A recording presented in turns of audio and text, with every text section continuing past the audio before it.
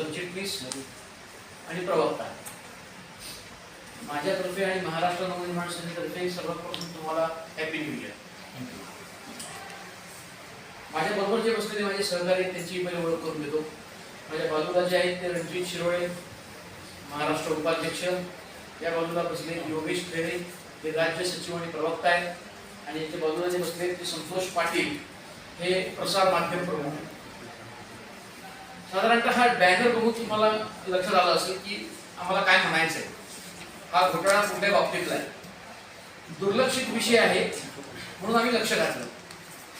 एवढा दुर्लक्षित विषय आहे त्याच्यात नक्कीच काहीतरी लक्ष घालण्यासारखं आहे, आणि आमच्या हाताला बरंच काय लागलं ते तुमच्या ह्या सगळ्या नोटमध्ये आम्ही लिहिलेलं आहे. म्हणजे याची आमच्याकडे जी माहिती आली ती 2015 सालापासूनची आली, पण त्याच्याही कदाचित अगोदरपासून हा शहरात विषय होतोय. याच्या अगोदर पण 2015 राखी पौर्णिमा या दिवसापासून याचा इव्हेंट म्हणून साजरा केला गेला आणि ती सुरुवात केली. आणि त्या एका दिवसात नागरिकांना आवाहन करून यांनी बरेच टन ई वेस्ट गोळा केला. आता थोडंसं आपण समजून घेऊ की ई वेस्ट हे मला माहिती असेल, पण नक्की ई वेस्टचं स्वरूप काय आहे आणि ते ई वेस्ट काय गोळा केलं जातं. सर्व इलेक्ट्रॉनिक कचऱ्याचं रूप म्हणजे ई वेस्ट. संगणक, TV, monitor, cellphone, VCR, CD player, fax machine, printer, आणि यांची संकलन केल्यानंतर योग्य पद्धतीने विल्हेवाट लागली पाहिजे, ज्याला आपण विघटन म्हणतो आणि संपूर्ण विघटन म्हणतो, नुसतं विघटन नाही. कारण का तर ह्याच्यामधनं बेरेनियम, कॅडमियम, पारा आणि शिसर यासारख्या बऱ्याच हानिकारक गोष्टी बाहेर पडतात. राजा जेव्हा याचं विघटन केलं जातं तेव्हा यातून बाहेर पडणारं दूषित पाणी जे आहे ते जमिनीत देखील जाता कामा नये, अशी याची प्रक्रिया आहे.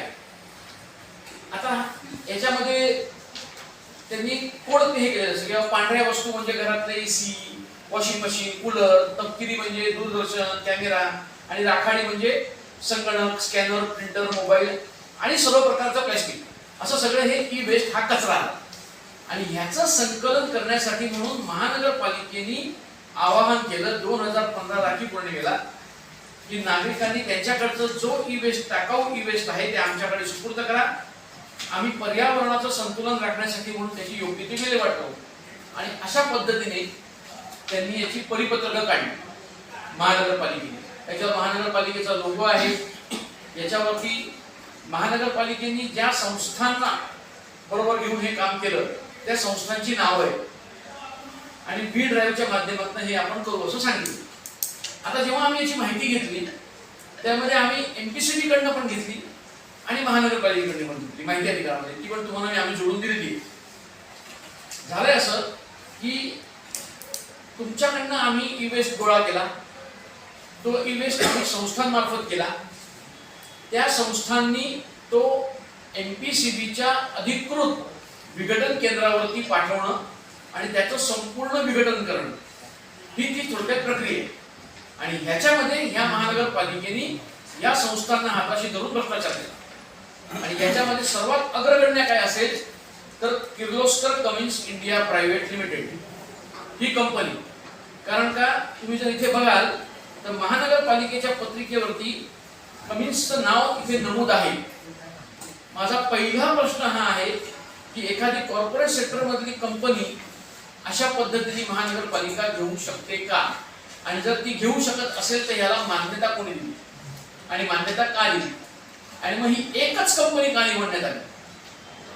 मग ह्याचे कुठे लागे बांधे, हे कुठल्या पक्षाशी निगडीत आहेत का, पक्षांनी सांगितलं त्यांना पुढे करून म्हणून ही सांगते त्याच फक्त संस्थेला हे कचरा संकलनाचं काम दिलं जात आहे. कारण जर तुम्ही बघितलं यांच्याकडे यांनी जे परिपत्रक काढलंय याच्यामध्ये पूर्णम इकोव्हिजन फाउंडेशन, जनवाणी, कमिन्स इंडिया, महानगरपालिका यांच्या संयुक्त विद्यमाने. आणि ह्या परिपत्रकात कुठेही स्वच्छ संस्थेचं नाव नाही, पण स्वच्छ संस्था गोळा करते ह्याचा रिपोर्ट माझ्याकडे आहे.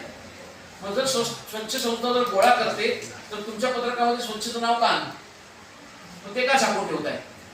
आणि ते दर महिन्याला महानगरपालिकेला कळवत आहेत की आम्ही किती टन कचरा गोळा केला. सन 2018 ते 20 ते बघा तुम्ही 2015 साली राखी पौर्णिमेच्या दिवशी एका दिवसात 60 टन ई वेस्ट आणि 40 टन प्लास्टिक संकलित केलं. 18 ते 20 मध्ये दर साल जवळपास 150 टन कचरा महानगरपालिकेने परस्पर बँगलोरची सेरेब्रा इंटिग्रेटेड टेक्नॉलॉजीजला सप्लाय होता आणि याची मनपाकडे कुठेही नोंद नाही. आमच्या माहिती अधिकारामध्ये नमूद आहे ते, आणि माहिती अधिकारात म्हणजे विचारलेलं होतं. मग हा कचरा हा एवढं लोकांकडनं गोळा केलेला ई वेस्ट तुम्ही महाराष्ट्रातल्या बाहेरच्या कंपनीला सप्लाय करताय आणि तो किती टन पाठवला काय याची नोंद तुमच्याकडे नाही. काय याचं नक्की गौरव बघाल काय ते सांगतो तुम्हाला पुढे.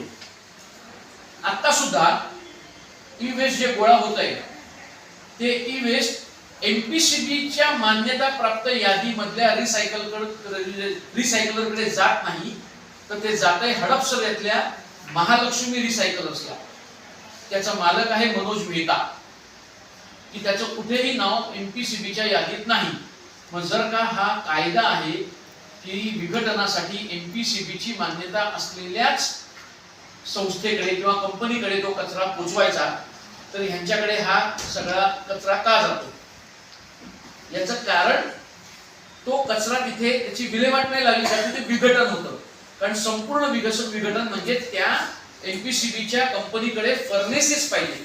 फर्नेसेस म्हणजे असं असतं की समजा कॉम्प्युटर आहे, फ्रीज आहे, त्यातलं कॉपर, त्यातलं शिसं, त्यातला पारा हा वेगळा वेगळा काढला जातो आणि तो त्या फर्नेसेस त्या याच्यामध्ये टाकून त्याचं जे पाणी होतं ते पाणी एका साईडला आणि मग त्याच्या पट्ट्या निघतात आणि त्या पट्ट्या रिसायकल त्या यूज होतात. इथे कुठेही संपूर्ण विघटन होत नाही. तुमच्याकडनं घेतलं जातं, तिकडे ते पाठवलं जातं, तिकडे अगदी स्पष्ट सांगतो तिथे ज्या वस्तू रिपेअरेबल आहेत त्या रिपेअर करून पुन्हा विकल्या जातात. जसं आपण एखादी स्क्रॅपची गाडी असते, त्या गाडीचे पार्ट्स चांगले पार्ट्स काढून घ्यायचे आणि ते पार्ट्स विकायचे, अशा पद्धतीने आता चाललंय. कारण नाहीतर मग महालक्ष्मी रिसायकलचं नाव तुमच्या यादीमध्ये तिकडे पाहिजे एमपीसीबीच्या नाहीये. पर संस्था ज्या एनजीओज आहेत 250 संस्था आता कार्यरत आहेत पुण्यामध्ये. मग तुम्ही फक्त ह्यांनाच का निवडलं आणि ह्यांना निवडताना तुम्ही निविदा प्रक्रिया करणार आहात? आज एवढ्या टनांचा कारभार महानगरपालिका जर करतीये तर ह्याच्यासाठी यांना निविदा प्रक्रिया का राबवावीशी वाटली नाही? यात कुठे मेक आहे? मग ही निविदा प्रक्रिया न राबवण्यामध्ये कोणाचा हात आहे? मी अगदी स्पष्टपणे म्हणतो याच्यामध्ये महानगरपालिकेचे अतिरिक्त आयुक्त गुंतलेत, घनकचराचे उपायुक्त गुंतलेत का खालचे अधिकारी गुंतलेत? कारण का आता कुणाल खेमणार हे अतिरिक्त आयुक्त आहेत, अजित देशमुख हे उपायुक्त आहेत. त्याच्या अगोदर जर बघाल तर ज्ञानेश्वर मोळक 18 ते 20 मध्ये होते, सुरेश जगताप 15 ते 18 मध्ये होते. हे तेव्हापासून चालू झालेले. म्हणजे कुठे ना कुठेतरी या सगळ्यांचे हात इथे ओले होतात.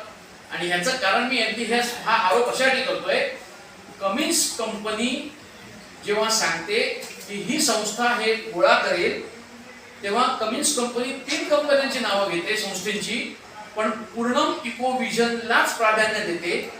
आणि पूर्णम इकोविजनला कमिन्स कंपनीने पहिल्यांदा 7 लाखाचा CSR फंड दिला, त्याच्या चेकच्या नोंदी आहेत. त्याच्यानंतर त्यांनी 10 लाखाचा CSR फंड दिला त्याच पूर्णम इकोविजनला. ही पूर्णम इकोविजन कोणाची आहे? त्याचे CEO आहेत डॉक्टर राजेश मणवीकर आणि चेअरमन आहेत सचिन कुलकर्णी. जनवाणीचे आहेत CEO RG पंड्या आणि चेअरमन श्रीयुत अभय फिरोदिया. आणि स्वच्छ संस्थेचा कारभार सगळे बघताय श्रीयुत आलोक गोपटे. आता मला सांगा, ह्या 3च संस्था यांनी का निवडल्या? जर 250 कंपन्या होत्या, टेंडर मागवायची होती, त्या टेंडरमध्ये तुम्ही रेट कोट करायचा होता की हा संकलन केलेला कचरा एमपीसीबीच्या मान्यताप्राप्त यांच्याकडे द्यायचा आहे.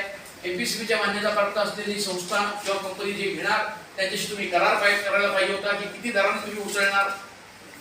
महानगरपालिका आज 7 वर्ष झाली एवढं उत्पन्न त्यांचं काय हे करते, बुडवतंय मोठ्या प्रमाणावरती. म्हणजे एवढ्या कोटी रुपयांचं जर कॅल्क्युलेशन केलं तर बघा, आता आमच्याकडे जी माहिती आहे,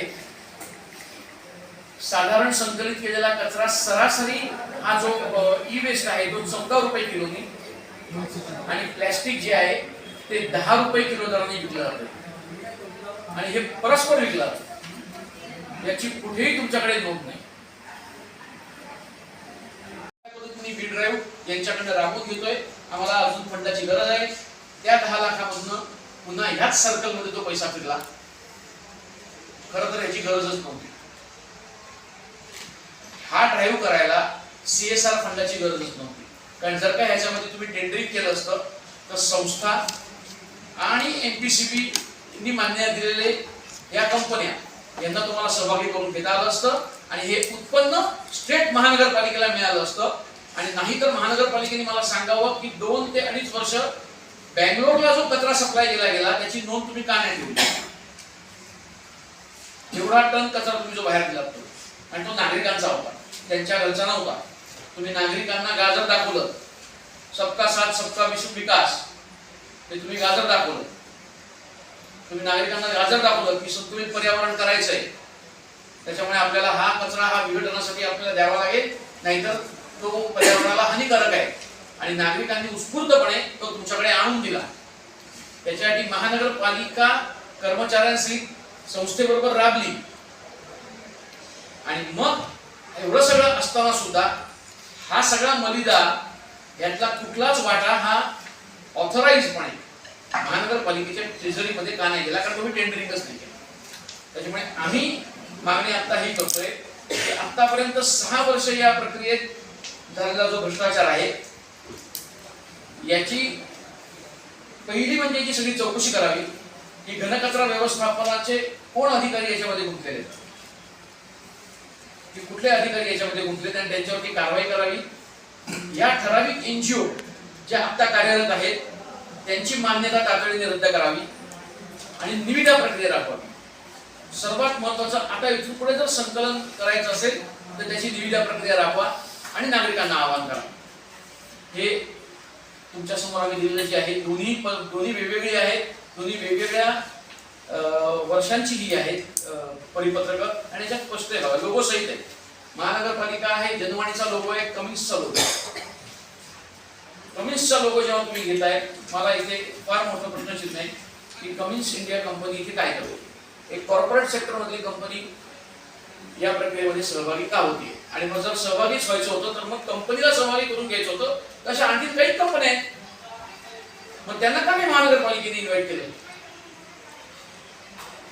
म्हणजे माझा स्पष्ट आरोप आहे ही कंपनी फलाना काही भाजपच्या मोठ्या नेत्यांच्या इशाऱ्यावर चालते आणि त्याच्यामुळे ती कंपनी ठरवते की कुठली संस्था हा संकलन करणार आणि मग कुठल्या कंपनीला तो बाहेर द्यायचा विघटनासाठी.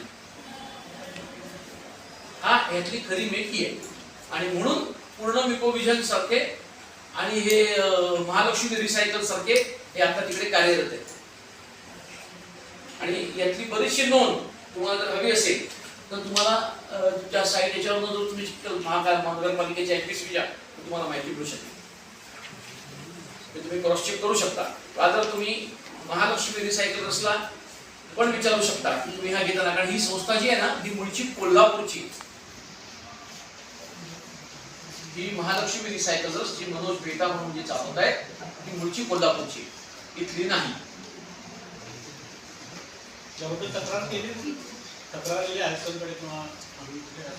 काय झालंय, मी आतापर्यंत ही माझी 4थी प्रेस आहे.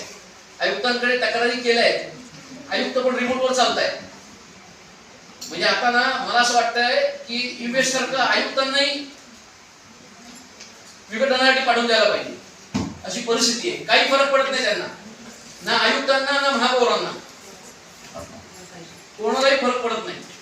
आणि अशा पद्धतीने हा भ्रष्टाचार, म्हणजे आतापर्यंत आपण टेंडर मधला आणि याच्यातला बघत होतो, पण ह्याच्यामध्ये पण भ्रष्टाचार होऊ शकतो हे मला तरी नवीन आहे.